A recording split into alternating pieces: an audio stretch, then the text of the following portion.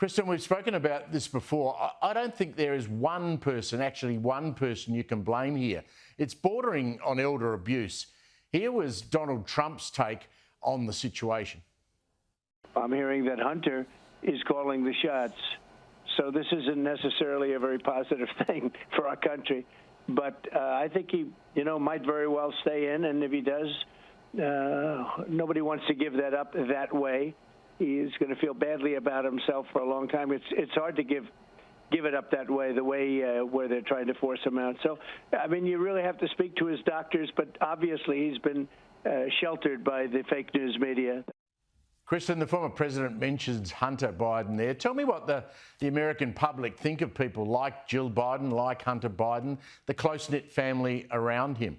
Joe Biden is a political animal. This is a man who, for his whole life, has been in politics and has wanted to be president. He entered He entered U.S. politics at the national level at a very young age. This has been his lifelong goal.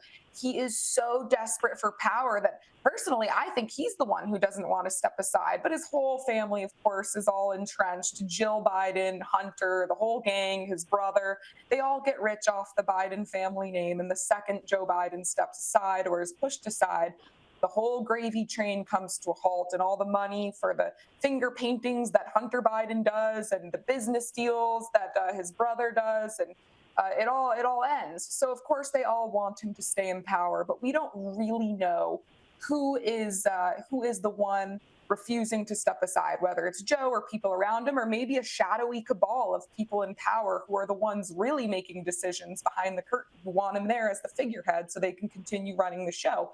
We just don't know. And that's part of what's making voters so terrified right now. Kristen, it's always Democratic governors. They all turned up at the White House the other day, a whole bunch of them.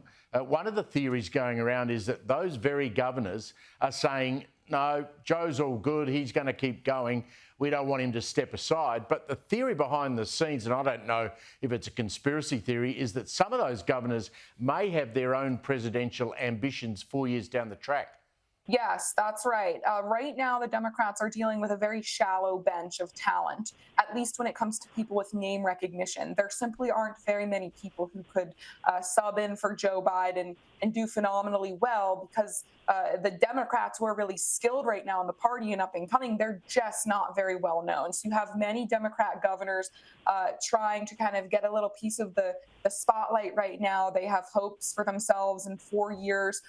As for the next election, Steve, I'm just not sure who they would replace Biden with if he were to step aside. Would it be Kamala Harris? I mean, she's such a dud. She couldn't even make it to her own state of California in the Democrat primary last election cycle. Black voters, women voters, they just don't like her. She polls horribly. Would it be Gavin Newsom? He has a track record of disaster in California. Gretchen Whitmer in Michigan, she's another one they say might replace Joe Biden. She's been a disaster. So I guess that leaves Michelle Obama. I do think she would probably do quite well, but I'm not sure she would want to do it. What about this report in the New York Post that a Parkinson's disease expert, a doctor, has visited the White House 8 times? Now, the poor old press secretary was wheeled out again today. Have a listen to how she dealt with that. It doesn't matter how hard you push me. It doesn't matter how angry you get with me. I'm not going to confirm a name. It doesn't matter if it's even in the log. I am not going to do that from here. What I can share with you is that the president has seen a neurologist for his physical 3 times. 3 times. Kristen, she was pretty angry there. She says there's nothing to see here. What's your view on that? I mean, they're all just liars at this point. Everybody can see with their own eyes what's going on, and the press secretary is basically telling the American public, don't believe your lying eyes, believe me. But everyone knows what's going on. And I found it funny, Steve, that she cited privacy concerns, right? As if these people in the Biden administration care so much about privacy. We had to show COVID vaccine records to get into gyms to work out a couple of years ago. But, oh, now they care about the privacy. But, of course, she would have said to the public, it has been confirmed that the president doesn't have Parkinson's, according to experts, if he didn't have it. So I suspect he has it or some other medical condition. It's quite obvious to anybody with a functioning brain who watches him. And at this point, the only people left supporting Joe Biden are the ones who would vote for any Democrat up there. They're just simply voting against Donald Trump. And that's why I have to think they will replace Biden, because it's only upside for the Democrats. People who still support Biden will support any Democrat they put in there. So they only increase their voting pool by switching him out, because then they could get into some of those independent voters who are really terrified by this president's mental and physical deterioration. Donald Trump, let's go back to him. He seems to be showing a bit of discipline lately, but will that discipline, do you think, Kristen, last right through the campaign?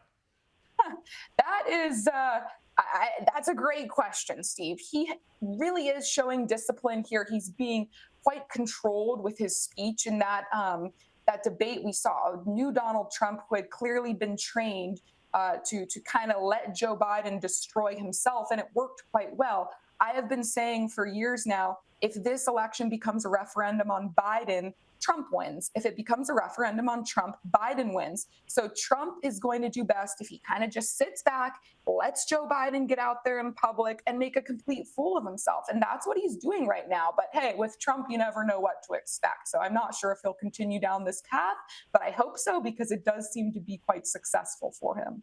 Kristen Tate, always great to catch up with you. Thanks very much. Thank you very much, Steve. Great speaking with you.